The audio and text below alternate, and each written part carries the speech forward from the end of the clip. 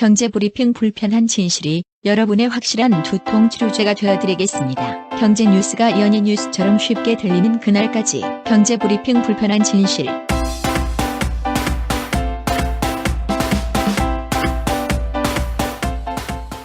경제브리핑 불편한 진실 3월 17일 순서 시작하겠습니다. 박 PD가 뭐 할 얘기가 있다고 아까부터 얘기하셨어요? 제가 오전에 뺑뺑이를 돌았습니다.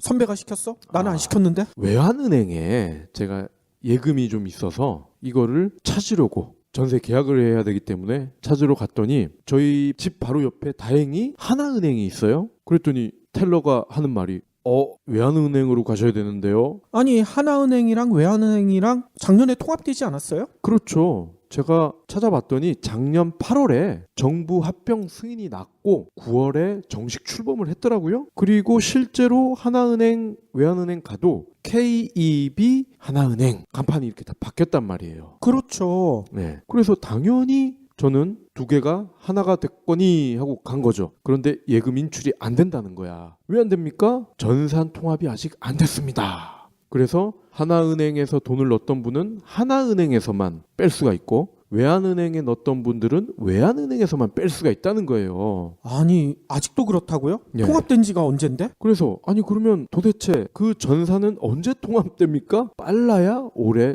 7월이라는 거예요. 아니 그러면 간판은 그대로 놔뒀어야지. 사람들은 KEB 하나은행 써져 있으면 둘이 통합돼서 아무데나 가도 은행 업무를 볼 수 있을 거다 이렇게 생각하잖아. 그렇죠. 근데 간판은 바꿔놓고 실제로 가보면 딴 데 가세요 하면 이거 어떻게 해? 그래서 제가 뺑뺑이를 돌았다는 겁니다. 그런데 두 은행이 합쳐진 거는 세세한 이유는 모르겠지만 대외적인 건 그거죠. 우량은행만이 앞으로 생존할 수 있다. 국민은행과 같은 공룡은행과 경쟁을 하려면 하나은행과 외환은행이 하나가 돼야 된다. 이런 거잖아요. 근데 정작 소비자들은 두 은행을 각각 이용을 해야 된다는 거죠. 하나은행이 아니네. 둘은행이네. 그러니까. 그런데 저는 조금 짜증이 났던 게 뭐냐면 공룡은행을 이기기 위해서 공룡이 된 거잖아요. 그러면은 소비자한테도 공룡 서비스를 해줄 수 있을 때 그때 정식 출범을 해야 될 거 아닙니까? 그렇죠. 통합하겠다고 발표는 해놓고 통합 작업도 끝난 것처럼 홍보는 해놓고 막상 가보면 은행 업무는 아직 통합이 안 됐어요. 이게 말이 안 되잖아요. 간판만 통합이 된 거죠. 실은 저도 은행 거래 내역서라는 게 필요해가지고 그걸 뛰러 갔었거든요. 근데 저는 다행히도 미리 전화를 해봤어요. 전화를 했더니 거기 안내원이 그렇게 설명을 해주더라고요. 외환은행으로 거래했었으니까 구 외환은행 지점으로 가야 된대. 그래서 저희 동네 근처에 하나은행 있는데 거기 가면 안 됩니까? 물어봤더니만 그 직원이 그 얘기를 해주더라고요. 아직 전산 통합 작업이 안 돼서 거래 내역서 같은 경우에는 예전에 구 외환은행에 가서만 뛸 수가 있다. 그렇게 설명하길래 거래 내역서 같은 그런 업무야 당연히 그럴 수도 있겠구나 생각을 했지만 돈도 인출 못한다는 건 처음 알았어요. 네. 그런데 화가 나는데 그 텔러분들은 20대 후반 아가씨더라고. 미모를 갖춘 분이셨는데 순간 화가 났는데 그 순간 이분도 이 윗대가리들이 일을 못한 거를 내가 이 아리따운 아가씨한테 화를 내봤자 무슨 소용이 있겠어요. 서로 힘들잖아. 그렇죠. 그래서 그냥 조용히 나와서 30분 더 걸려서 외환은행에 가서 결국 일을 해결했는데 통합을 할 때는 완전히 통합을 해주시기 바랍니다. 앞으로는. 박 PD 예전에 버섯 매운탕 집에서 만났던 진상 손님처럼 지점장 나오라 그래 이래야 되지. 지점장보다 더 무능한 윗대가리들이 한 일이기 때문에 그 지점장도 어쩔 수 없을 거예요. 저는 오늘 아침에 메일함을 열어봤더니만요. 그동안에 제가 기다려왔던 메일이 하나 와 있더라고요. 뭐였냐면 저희가 예전 방송에서 한번 말씀드렸었죠. 국정원이나 경찰 같은 데에서 제 통신 정보를 받는지 안 받는지 그걸 알려주는 서비스가 있다. 예. 그래서 제가 직접 한번 신청을 해봤다 말씀을 드렸었잖아요. 예. 그리고 그 결과가 나오면 방송을 통해서 말씀드리겠다고 했는데 근데 그게 지금이야 왔네. 신청은 3월 2일 날 했는데 제가 온 거 보니까 어제 저녁 늦게 왔어요. 그럼 2주 정도 걸리는 셈이네요? 메일에 이런 내용이 있더라고요. 발송 지연에 대해 깊은 양해를 부탁드립니다. 이렇게 돼 있는 거야. 여기도 이제 발송 지연이 됐다는 걸 인정한 거죠. 예. 그래서 제가 또 궁금하잖아. 또 고객센터에 전화를 한 거예요. 아니 이게 왜 발송 지연됐어요? 물어봤더니만 거기 상담원이 그러더라고요. 아 발송 지연돼서 상당히 불편하셨겠군요. 그런데 발송 지연이 왜 됐는지는 자기도 모른다는 거야. 당연히 그러겠지. 그쵸. 그래서 저도 마찬가지예요. 그 상담원이랑 싸울 수는 없잖아. 그쵸. 전화해 대고 지점장 나오라 그래. 이것도 안 되고. 그래서 알았다고 하고 끊었는데 저희 방송에 팟빵 댓글에 보면 이런 내용도 있어요. SKT를 쓰시나 봐. 인터넷상으로 정보 제공 사실 확인 요청 이거를 하려고 했더니만 이분은 좀 PC를 옛날 거 쓰시나 봐요. 윈도우 XP 익스플로러를 쓰는데 이걸로 하려고 하니까 신청이 안 된 거야. 그래서 고객센터한테 문의했더니 몇 시간 뒤에 답이 왔대요. 거기에서는 익스플로러를 업데이트하든지 아니면 크롬으로 신청하라 이런 답변을 들었다. 불편하게 만든 거죠. 그러니까 이분이 이렇게 마지막에 써놓으셨네요. 말씀대로 메뉴 찾기도 어렵고 확인도 어렵네요. 이렇게 돼 있는 거예요. 종합해 보자면 신청을 했는데 왜 이렇게 늦게 보내주고 또 그 메뉴 찾기도 왜 이렇게 힘들게 해놨을까? 보지 말란 얘기죠.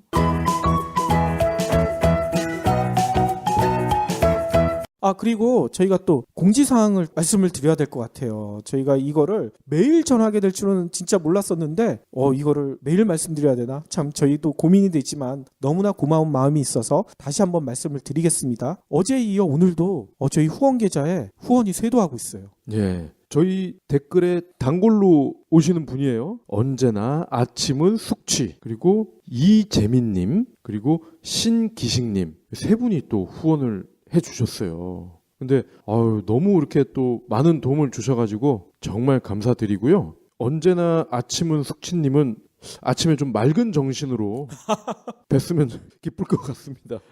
그렇죠. 그리고 어제에 이어 또 한 번 말씀드리지만 저희가 이거를 말씀드리는 거는 너무나 고맙기 때문에 이름이라도 저희 방송을 통해서 한번 얘기를 드려야 되겠다. 이 의미에서 하는 거고요. 이렇다고 또 후원 안 하는 분들은 저희가 미워하거나 절대 그러지 않습니다. 괜한 오해는 안 해주셨으면 고맙겠습니다. 세상의 힘으로 막을 수 없는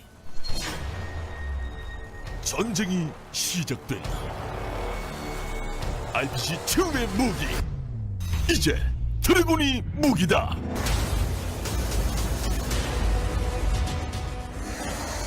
세상에 없던 전쟁 크레이지 드래곤. 오늘 꼭 챙겨야 할 경제 브리핑. 어제 깜짝 놀랄 만한 뉴스가 하나 있었죠. 근데 실상은 깜짝 놀랄 만한 뉴스도 아니에요. 뭐냐면 우리나라 청년 실업률이 12.5% 사상 최고. 이것 때문에 난리가 났었잖아요. 그런데 오늘 이연타로 그 비슷한 내용이 또 나왔어. 뭐냐면요. 우리나라 실업률이요 11개월 연속 일본보다 높대. 일본이요? 일본은 우리가 보통 알고 있기로는 잃어버린 20년. 네. 이런 얘기가 나올 정도로 실업 문제가 심각한 나라잖아. 근데 우리가 잃어버린 20년을 앞선 거야. 그럼 우린 잃어버린 30년이에요? 그건 잘 모르겠어요. 아무튼 이 내용도 오늘 통계청에서 발표한 건데요. 우리나라의 올해 1월 계절 조정 실업률이요 3.4%래요. 근데 일본은 3.3%. 우리나라가 0.1%포인트 앞섰어. 네. 그런데 이런 실업률만이 문제가 아니래요. 우리나라 각종 경제 지표도요. 일본보다 훨씬 나쁘대. 뭔 얘기냐면 일본의 지난해 12월 수출이요. 감소를 했어요. 근데 감소폭이 10%였거든요. 근데 우리나라 수출 감소폭은 얼마나 되는 줄 아세요? 14.3%. 일본보다 4.3%포인트 더 많이 감소했어. 우리나라가 일본과 비슷한 비즈니스 트렌드 그리고 고령화 많이 닮은 모습을 계속 보여왔었잖아요. 그렇죠. 근데 나쁜 것만 담는다더니 이제는 더 나쁜 거를 담고 있네. 그러니까요. 특히나 이 수출 분야는 더 심각한 게 아까 지난해 12월은 수출 격차가 4.3%포인트였잖아요. 근데 1월의 수출 감소폭 격차는요. 얼마가 되냐면 5.9%. 더 늘어나 버렸어. 뿐만 아니에요. 소비자 물가 상승률도 이미 일본보다 2년째 더 낮은 수치래. 모든 경제 분야가 다 일본보다 지금 뒤지고 있다는 얘기인 거예요. 그런데 참 의문이 하나 있죠. 우리나라 유일호 경제부총리 겸 기획재정부 장관이요. 어제 뭔 얘기를 하셨는 줄 아세요? 한국 경제 살아나고 있대. 이 지표를 보고도 그런 얘기가 과연 나올까? 미국 연방준비제도 이사회가 금리를 또다시 동결했습니다. 현재 0.25%에서 0.5%인데 올해 두 번째 동결이라고 하네요. 연준이 밝힌 이유는 이렇습니다. 글로벌 경제와 금융시장의 움직임이 미국 경제에 지속적인 위험을 주고 있다. 그러니까 내리거나 올려도 위험하다. 이런 거겠죠? 그렇군요. 그러면서 고용시장이 계속 개선되고 있다. 물가 상승률도 목표치인 2%를 여전히 밑돌고 있다. 그러니까 동결해도 큰 무리는 없다. 그런 얘기죠. 그래도 기존에는 계속 금리 인상 압력이 있었잖아요. 그렇죠. 금리 인상 압력이 있어 왔음에도 동결을 하면서 옐런 의장이 이렇게 말했습니다. 점진적으로는 올리지 않겠느냐. 당초 4번 정도를 인상하려고 했으나 상황이 이렇게 되다 보니 2번이면 족할 것 같다. 이런 부연 설명을 했습니다. 금리 인상이 상당히 속도가 늦어지는군요. 그래도 금리는 꾸준히 오를 거 아니에요? 장기적으로 봤을 때는 오를 가능성이 크죠. 2017년 말까지 1.9, 2018년 말까지는 3%, 조금 더 미래로 갔을 때는 3.3%까지 연준은 전망하고 있습니다. 미국 금리의 추이는 계속 지켜봐야 될 것 같네요. 이런 얘기들이 많았죠. 스포츠센터 끊자마자 그 다음날 가봤더니 사정상 문 닫습니다. 이런 팻말이 붙어 있어가지고 막 집어던진 사람 있다고. 네. 근데 실제로 그런 일들이 상당히 많은가 봐요. 신한카드가 지난해 할부철회 항변 접수 이런 현황을 분석해봤더니 스포츠센터가 전체 접수 건수의 38.2% 가장 많았다는 거야.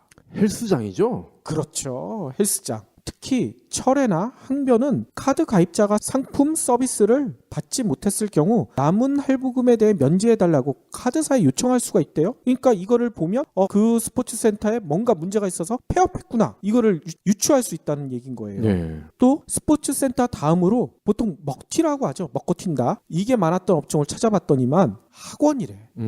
학원도 수강 신청을 할 때 여러 개월치 학원비를 한꺼번에 내면 할인해 주겠다. 뭐 이런 식으로 꼬시잖아요. 예. 근데 나중에 가봤더니 학원이 문 닫아. 이런 경우들이 간혹 있다는 거예요. 그리고 피부 미용 화장품. 여기도 10.5%가 이런 할부 철회나 항변 접수 비율을 차지했다고 그러고요. 사진관, 서적이 있대요. 피부 미용과 화장품 같은 경우에는 이런 이유가 있었네요. 피부 마사지 업체 같은 경우에는 한 번에 안 끝나잖아요. 그러니까 미리 다 돈을 내고 그러면 할인해 주겠다 하고 서비스를 받을 때마다 금액이 차감되는 뭐 이런 고액 회원권 뭐 이런 게 있다는 거예요. 근데 나중에 잠적해 버린다는 거야. 먹튀를 한다는 거죠. 사진 같은 경우에도 아기 성장 앨범 이런 것들을 긴 기간 예약하잖아요. 보통 태아 사진으로부터 돌잔치까지 예약을 하더라고요. 그러니까 미리 다 돈을 냈는데 나중에 돌 사진 찍어주세요 연락을 했더니 전화를 안 받아.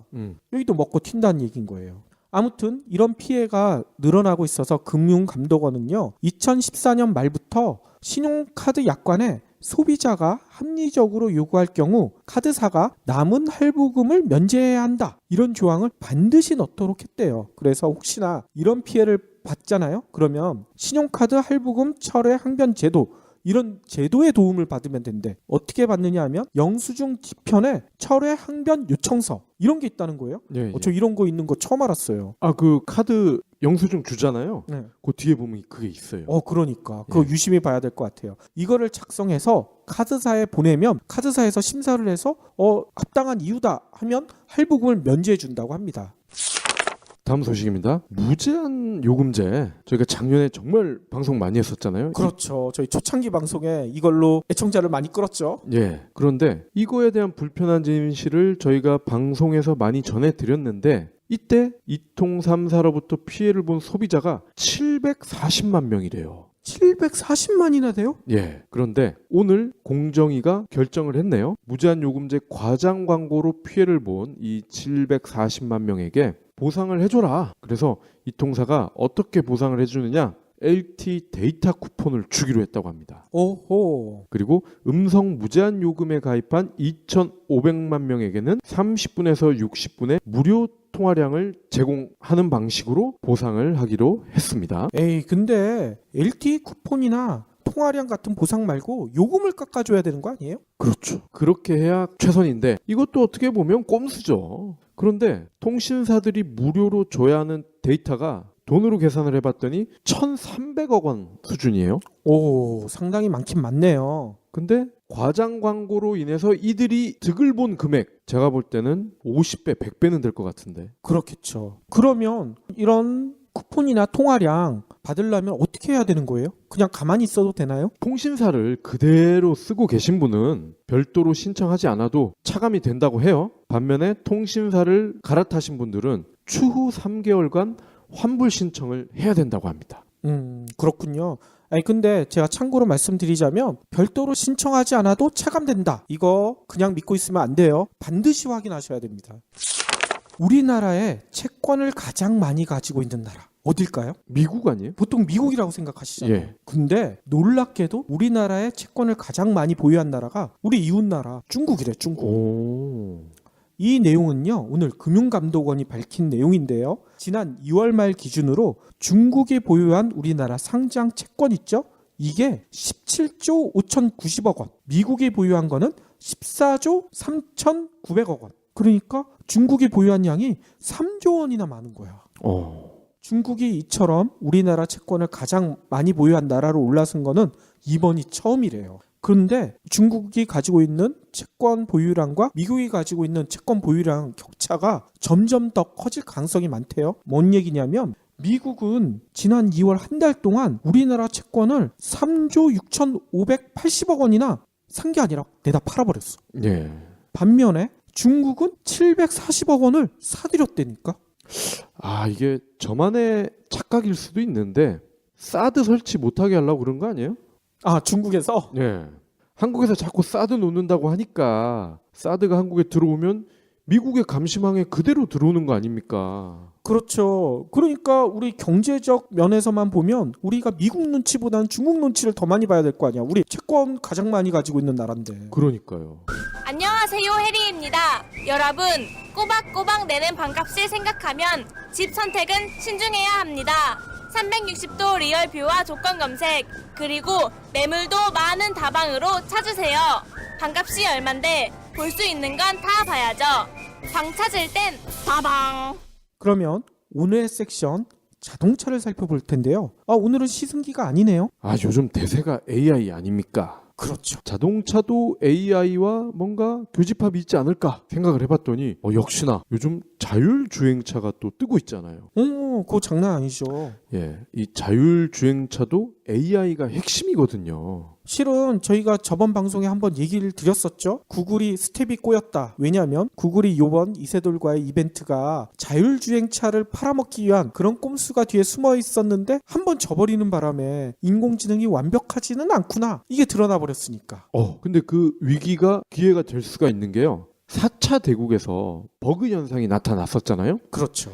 이러한 버그를 발견하는 게 사실 구글의 진정한 목적이었던 거야. 아, 그러면 오히려 더 보강이 된다는 얘기인가요? 그렇죠. 그래서 오늘은 자율주행차에 대해서 한번 살펴보도록 하겠습니다. 무인차라고도 하는 이 자율주행차는 말 그대로 사람이 운전을 하지 않아도 스스로 주행을 할 수 있는 아주 신기한 물건이죠. 신기하긴 하죠. 당장 이 도로를 자율주행차들이 가득 메우고 있다. 그러면 어떤 변화가 생길까? 궁금하시죠? 아마 경제브리핑 불편한 진실 들으시는 분들이 더 늘어나겠죠. 그렇죠. 오늘 외신 보도부터 한번 살펴보겠습니다. 파이낸셜 타임스가 자율주행차에 대한 전망을 여기저기 다 끌어 모아가지고 보도를 했어요. 이거 짜집기 한 거 아니에요? 짜집기죠. 제조사와 그리고 IT 기업들 전망들을 짜집기를 한 보도를 했는데 결론은 의외입니다. 기대는 크지만 현실은 그렇지 않다. 이상하네. 오히려 더 빨리 자율주행차가 보급될 것이다. 이렇게 나올 줄 알았는데. 예. 일단 사람이 없이 갈 수 있는 차를 만드는 기술, 이 기술 자체가 생각보다 어렵다고 하네. 그래요? 그래서 세계 1위 자동차 회사죠. 제네럴 모터스, GM의 한 전문가가 빨라야 10년이다. 자율주행차가 도로에 나오려면 10년을 내다봤어요. 생각보다 머네요. 그리고 도요타는 이 일본 기업들이 디테일이 강하잖아. 그렇죠. 아니나 다를까 99% 수준의 자율주행과 99.99%의 자율주행, 이건 하늘과 땅 차이다. 겨우 0.99% 네. 차인데? 그럼에도 현재 수준은 95%다. 아하. 그러면 이 상태에서 자율주행차는 무기와 다름없다. 그 얘기죠. 아, 그러면 도요다의 얘기에 따르면 99.99%도 자율주행차가 도로에서 달릴 수 없다. 100%가 돼야만 달릴 수가 있다. 이 얘기인 거예요? 그렇죠. 생명과 직결이 되는 물건이기 때문에 그럴 수 있을 것 같아요. 예. 그리고 BMW 여기는 뭐라고 했냐? 2020년까지는 우리는 시험 운행만 할 거야. 아니, 2020년이면 지금으로부터 4년 후? 너무 멀잖아. 멀기도 하지만 그때까지도 시험 운행만 하겠다는 거야. 상용화를 하겠다는 것도 아니고. 왜 이렇게 늦어질까요? 예. 그런데 IT 기업 쪽 이야기는 또 달라요. 구글은 이미 수백만 킬로미터의 시험을 성공적으로 끝냈죠. 외신을 통해서 많이 나왔었죠. 예. 그리고 중국 1위 포털이죠. 바이두. 바이두는 2년 뒤에 자율주행차를 상용화하겠다. 공언을 해버렸어요, 이미.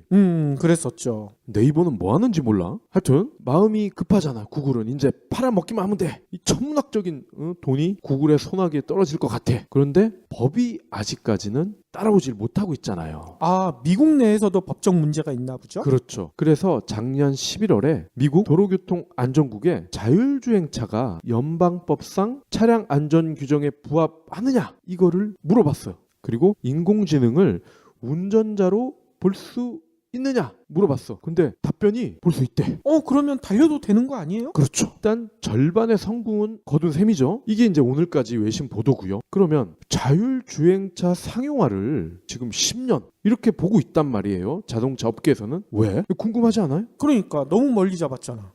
바이두마저 2년 뒤에 상용화를 할 수 있다고 호언장담을 했는데 BMW, GM, 도요타, 현대차 얘들이 바이두보다 잘하면 잘하지 못할 수는 없잖아. 그렇죠. 그래서 한번 파봤습니다. 일단 주도권. 이 주도권이라 하면요. 전통적인 자동차 회사들과 구글과 같은 바이두와 같은 IT 기업 양방 간의 주도권 싸움을 말하는 겁니다. 자율주행차는 특성상 AI를 비롯한 첨단 IT 기술과 부품이 반드시 들어가야 됩니다. 그런데 전통적인 자동차 제조사들은 이런 기술이 있긴 해요. 있긴 하지만 구글보다 뛰어나진 않단 말이죠. 아무래도 그러겠죠. 그죠? 도요타, BMW, 현대차 얘들은 내연기관 차는 정말 잘 만들죠. 하지만 테슬라나 구글보다 전기차나 무인차를 잘 만들까요? 그건 힘들겠지. 네, 바로 그겁니다. 즉, 자율주행차 시대가 오면 이들 글로벌 자동차 메이커들은 구글, 테슬라, IBM, MS 밥그릇을 빼앗길 수가 있다는 거야. 아하, 그러면 전통적인 자동차 회사들은 무인 자동차가 나오는 것을 최대한 뒤로 늦추겠다. 잘못하다간 주도권을 빼앗길 수가 있기 때문에 이 얘기인 거예요? 그렇죠. GM, 포드, 도요타, 혼다, 벤츠, BMW 말할 것도 없죠? 현대차만 해도 차 하나로만 국내 재계 2위 아닙니까? 그러네요. 그러니까 자동차 산업 규모가 어마어마하다는 걸 알 수가 있죠. 그렇기 때문에 밥그릇 걱정을 안 하는 게 비정상이죠. 그렇죠. 그러니까 빨라야 10년이라고 했잖아요. 10년 동안 최대한 기술을 빨리 얘들도 개발을 해야 되는 거야. 대신에 아직 멀었어. 그거 뭔 일이야. 이래야 기술을 개발하면서 내연기관에서 뽑아먹을 거 충분히 다 뽑아먹지 않겠어요? 그러겠네요. 거기다가 법 통과도 상당히 맞겠네, 얘네들이. 그렇죠. 자율주행차가 도로를 달리기 위해서는 법이 바뀌어야 되는데 그 법을 바꾸는 것조차 직간접적으로 막을 수가 있다는 거죠. 그렇겠군요. 제가 예전에도 한번 말씀드렸어요. 카백 시간에 벤츠나 BMW에서 운전자 시선에서 앞쪽 유리창 있잖아요. 거기에 내비게이션이 뜨는 기술이 이미 10년 전부터 있었단 말이에요. 근데 그게 제네시스나 에코스에서 그 기술을 탑재하면서 국내 규제가 풀렸어요. 자기들이 탑재하기 전까지는 그걸 법으로 막았다는 얘기군요. 그렇습니다. 그것뿐만이 아닙니다. 앞차와의 간격을 레이더로 측정을 해서 사고를 방지하는 그 기술도 볼보나 이런 회사들이 이미 오래전부터 가지고 있었지만 현대차가 그 기술이 없었기 때문에 국내에서는 그게 금지됐던 거였어요. 그게 금지도 됐었어요? 마찬가지로 자율주행차도 구글이나 테슬라에서 먼저 만들어도 현대차가 로비를 워낙 잘할 거 아닙니까? 그러니까 10년 안에 못 들어올 가능성이 크겠죠. 그러겠네요. 엊그제 구글이 알파고 덕에 시총이 일주일 새 무려 60조가 올라갔다 전해드렸죠? 네, 얘기하셨죠? 그럼 이 얘기를 들은 정몽구 아저씨는 어떤 기분이 들었을까요? 아, 기분 상당히 나쁘겠지. 아씨, 내가 한때는 이건희를 위협하는 10조 원 정도의 주식 자산이 있었는데 지금 많이 까였거든요, 현대차 주가가. 그런데 구글이 60조가 올라간 거야, 일주일 만에. 인공지능 덕에. 그럼 자율주행차가 이제는 도로를 달려도 안전하다, 이게 상식이 돼버리면 현대차 주가 어떻게 될까요? 꼰두박질 치겠네요. 네, 물론 이들 기업이 AI나 첨단 반도체에 투자를 해서 대등한 경쟁력을 갖출 수도 있겠죠. 그렇죠. 근데 구글이나 IBM이 10년 동안 노나요, 그러면? 자기들은 훨씬 더 발전된 기술을 보여주겠죠. 지금은 전 국민의 안티가 됐지만 한때 따라올 테면 따라와봐, 유승준. 이 카피 굉장히 유행이었었잖아. 하나포스.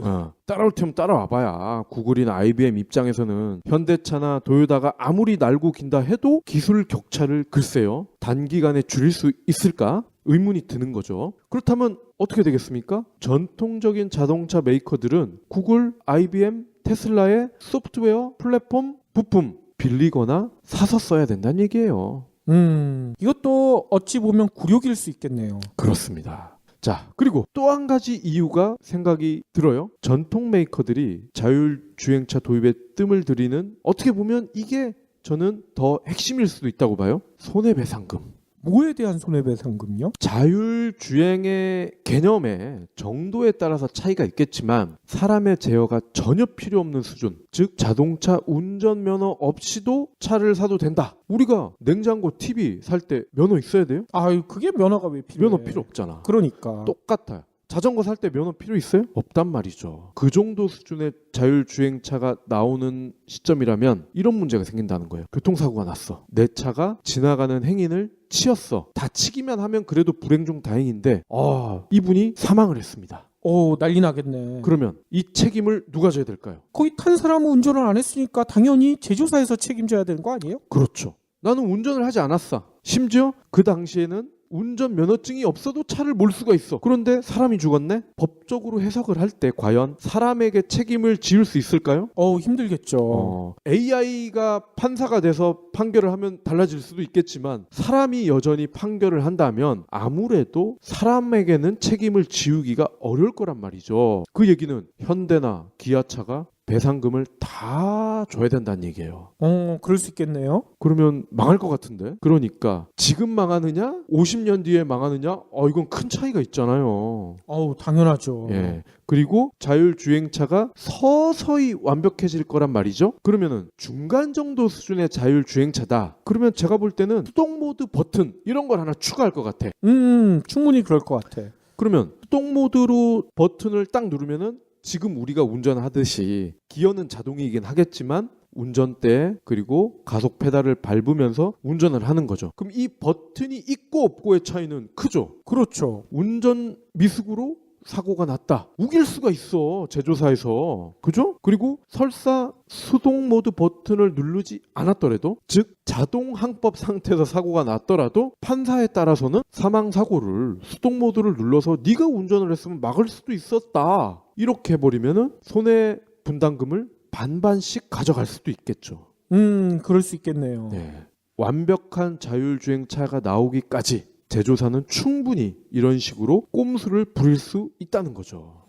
그러니까 아까 도요타가 99.99%도 부족하다 얘기한 게 좀 이해가 되네요. 네. 비슷한 맥락에서 또 다른 문제가 생길 수가 있어요. 바로 전통적인 자동차와 자율주행차가 공존을 하는 경우에요. 같은 도로를 달리고 있을 때. 그렇죠. 그럼 어떻게 되겠어요? 이 난장판이 될 것 같아. 예를 들어서 객관적으로 봤을 때 한국의 운전자들이 다른 나라에 비해서 과속, 난폭 운전 많이 하잖아요. 저는 안 하는데.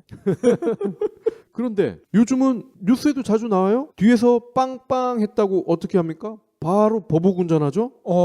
무섭더라고요. 그런 사람들 굉장히 많아요. 그런데 자율주행차가 등장을 했어. 그럼 그런 사람들이 이거 가만히 놔두겠어, 얘들을? 제대로 한번 가지고 놀아볼까? 방향 표시등도 켜지 않고 갑자기 끼어들어.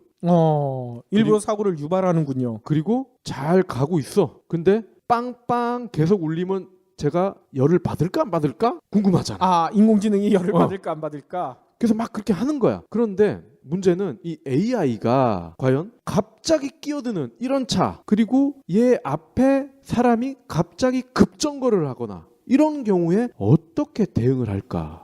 이거 지금 알 수가 없잖아요. 이세돌과의 대국 사국에서 버그를 일으켰던 것처럼 비슷한 현상이 발생할 수도 있겠네요. 다운이 될 수가 있다는 거예요. 그러면 여기서 다운, 저기서 다운, 차가 퍼진다는 얘기죠. 충분히 그럴 것 같아요. 그럼 도로가 마비될 거 아닙니까? 그리고 저는 더 걱정되는 게 AI의 지능도 발전할 거 아니에요. 그렇죠. 이제는 사람 수준의 감성을 가진 AI가 이제 운전을 해. 그럼 이 AI가 이 난폭 운전자들을 가만 놔둘까? 난폭 운전을 배울 것 같아. 아, 인간이 저러니까 나도 똑같이 해주겠다. 이렇게 나온다는 거예요? 이건 내가 봐도 심했어. 나도 저렇게 보복하겠어. 아니, 이건 터미네이터인데. 이렇게 될 수도 있다는 거예요. 무서워요. 자, 그리고 이거는 우리나라의 아주 특수한 사정일 수도 있을 것 같아요. 택시 그리고 대리운전 기사님들, 이분들이 아마 자율주행차 도입을 강력히 반발하지 않을까. 당연하겠죠. 이건 일자리 뺏기는 거 아니에요.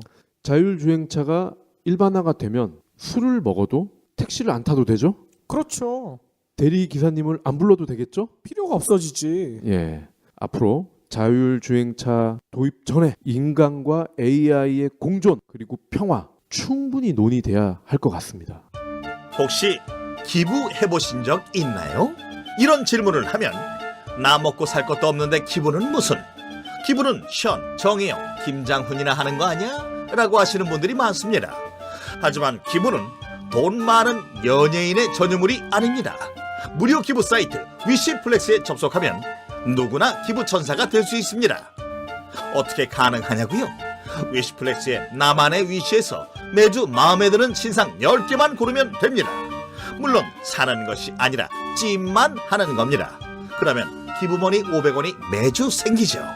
이 기부머니를 경제브리핑, 불편한 진실 같은 프로젝트에 후원할 수 있습니다. 참 쉽죠? 보너스도 있습니다. 매주 추첨을 통해 골라놓은 신상을 최대 90% 할인된 가격으로 살 수 있는 기회도 제공합니다. 기부도 하고 신상도 챙기고 그야말로 꽉 먹고 알 먹고입니다. 이래도 기부는 나와 상관없는 딴 나라 이야기라고 하실 건가요? 당장 위시플렉스에 접속해 자랑스러운 기부천사의 이름을 올리세요.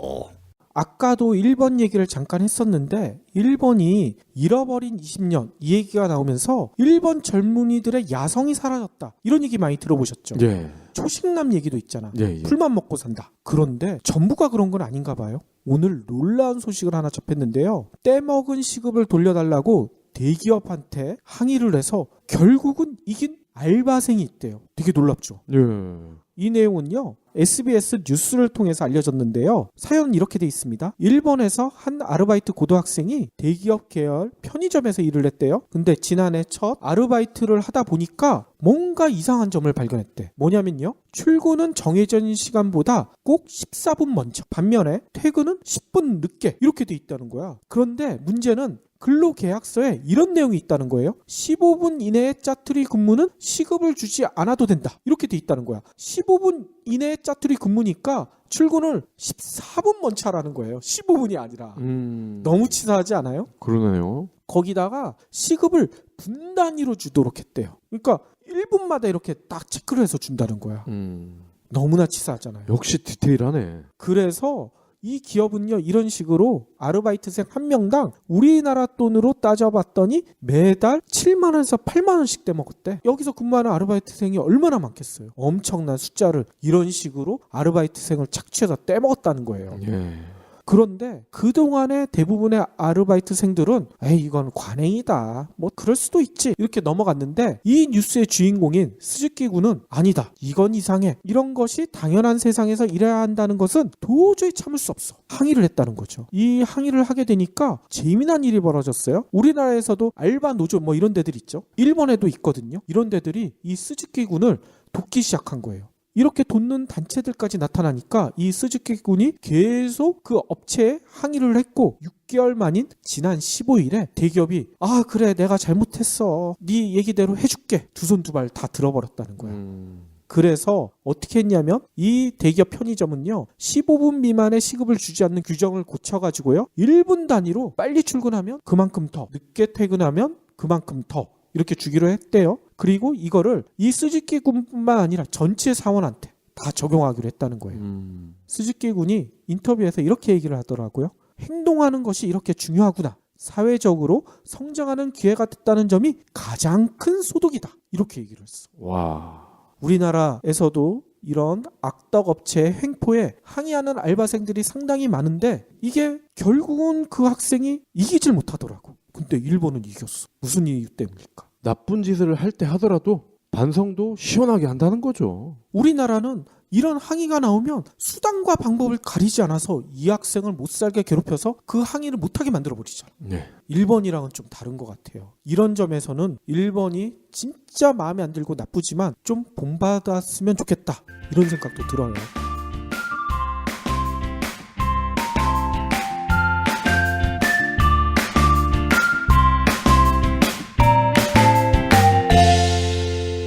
본 팟캐스트의 저작권은 뉴스백에 있습니다.